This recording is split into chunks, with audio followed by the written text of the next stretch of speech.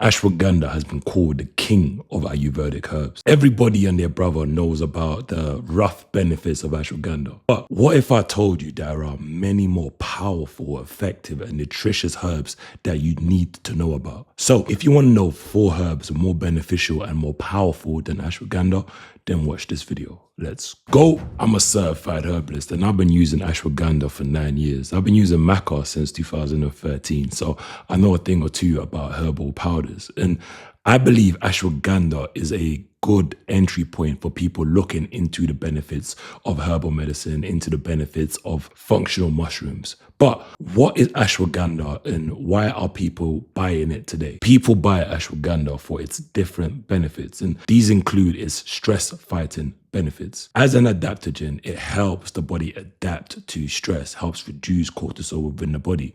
And clinical trials also prove this. It shows that it reduces stress, it reduces anxiety, and people also use it for its brain benefits. Studies show that it might improve brain function, improve memory. And one review of 5 different clinical studies found early evidence that ashwagandha can boost cognitive function, helping you think faster, your reaction speed, and stuff like that, general mood and how you feel. And this is where I come in because people use it for its bodybuilding benefits. It's been shown in different studies to help enhance muscle growth and strength. In one study on 57 men taking ashwagandha, the results showed a significant increase in muscle mass and strength, and some people more than doubled their reduction in body fat compared to those in the placebo group. So all in all, ashwagandha is dope, it's powerful, but the herbs I'm going to show you are on a different level and they have crazy benefits. So let's dive in. The first herb that I believe is more powerful than ashwagandha is a herb called Rodolia Rosia. And this herb is one of the most researched adaptogens out there. And this is one of my favorite / go-to herbs. Is native to the mountainous regions of Europe and Asia, and it's been traditionally used to enhance endurance, reduce fatigue, and support mental clarity. And here's what's interesting. It was once closely guarded as a secret of the Soviet Union. So during the Cold War, Soviet scientists were searching for natural steroids, natural things to boost performance, both physical and mental. And basically, they were trying to search for natural steroids without the side effects. And they invested millions into research in adaptogenics, things that can boost your performance. And Rodolia Rosia was one of their standout herbs to boost endurance, to help fight fatigue and help people push past their limits. And with these results, they quietly gave Rodolia Rosia to their Olympic athletes. And they did this to boost their stamina, endurance, and also recovery. And while official documentation is scarce due to the secrecy of the Soviet Union programs, multiple sources, including declassified reports and interviews, suggest that this herb contributed to the Soviet Union's dominance in international sports, especially during the 1970s and 1980s, and they won hundreds of medals during this time. And modern studies are agreeing with what the Soviets thought. In one clinical study, participants who took Rodolia Rosia showed a significant reduction in fatigue after just 1 week of use. And the meta-analysis from 2012 also found that Rodolia Rosia improved physical performance and reduced mental fatigue under stress. A lot of people on Reddit also speak about their experiences in the nootropics segment or the fitness community, often saying it gives them a heightened sense of awareness, heightened sense of energy without the crash. It's called clean energy by some. In my opinion, if you're a student, if you're a professional, if you're an athlete, someone looking to up their game, this herb is a good step up from ashwagandha. And this article here says it best. It says Rodolia Rosia enhances mental performance, whilst ashwagandha has more milder cognitive effects.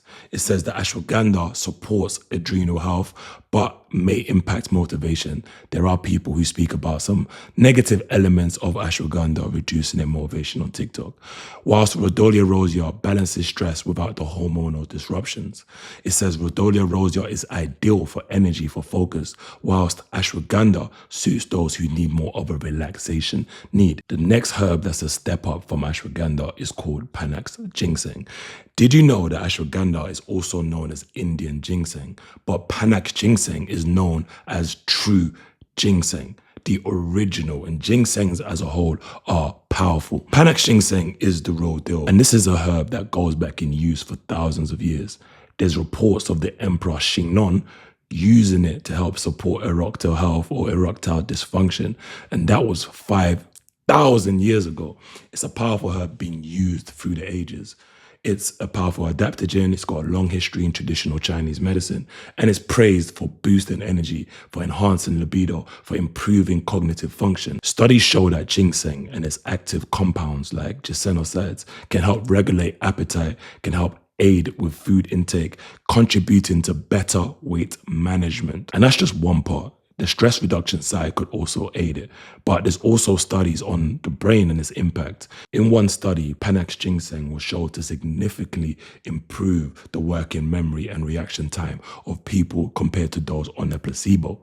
And other research suggests that it can help regulate blood sugar and help support immune health. It's a general all-round herb. Another study found that with Panax Jinseng, you can essentially do more. It increases muscle excitation and helps reduce the perceived effort of exercise, as well as aiding in the acceleration of recovery, making you do more and then helping you recover from the more that you do. Panax Jinseng is a bit more expensive than ashwagandha, so it depends on what your pocket's like, but I've got this herb in pretty much every format it is in. The next herb that's a step up from ashwagandha is Tonka Ali, and this herb is making its way into many supplements, from testosterone booster supplements to pre-workout supplements, and this is for good reason. Tonka Ali is known as Malaysian ginseng, another ginseng, and it's relatively new to the UK herb market and the EU market, and that's why it's listed as a novel food. The term novel food, many of you may or may not have heard of it, but this classification means it wasn't consumed regularly by humans or significantly by humans before 1997. This means as an ingredient in a product, you have to get permission from the EU, from the regulatory board before you can actually use it. And that's why this herb is a lot harder to get. But Tonka Ali has been shown in different studies to help boost testosterone, and traditionally it's been used to enhance male fertility, to enhance libido, so and athletic performance. What you will notice is something that boosts your libido, athletic performance, will also boost the blood flow to other regions too. One study found that Tonka Ali increased testosterone levels in men with low testosterone. Another study showed that it helped reduce cortisol and improve mood in stressed individuals. And it's a good step up from ashwagandha, but honestly, because I tend to have herbs raw in my smoothies, this one tastes terrible compared to like ashwagandha, which is somewhat bearable. So if you're into capsules, maybe this is one for you. And if you can get the raw bark where you can use it as tea, that's even better. The next herb that's a step up from ashwagandha is a herb called black ginger. And this herb isn't well known in the West. It looks like ginger but black, but it's nothing to do with ginger. It's just the name, black ginger. It looks something like the normal ginger until you cut it and it's deep purple, almost black inside. But that being said, it's gaining a loyal following, especially in the Western world, for its impacts on stamina, from performance, for libido and the strength of as a man. Traditionally, it's been used in Thai medicine and it's often called Thailand's Viagra. And studies also confirm its impact, because one study showed that it improved physical fitness in male athletes. It's also been linked to improved circulation, hence why it's been used as and reduced inflammation and enhanced mitochondrial function, which is good for digestion and also good for the brain. People are calling it a hidden gem, and I believe it's also that too. I rate it so highly, and that's why I've done a few videos on it previously.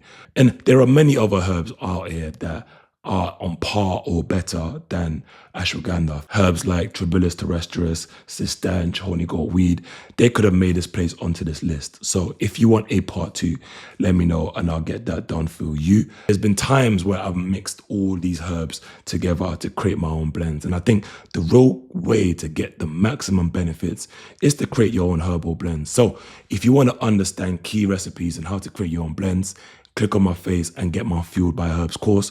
And before you go check out this video on the benefits of black ginger. Thanks, guys. Peace.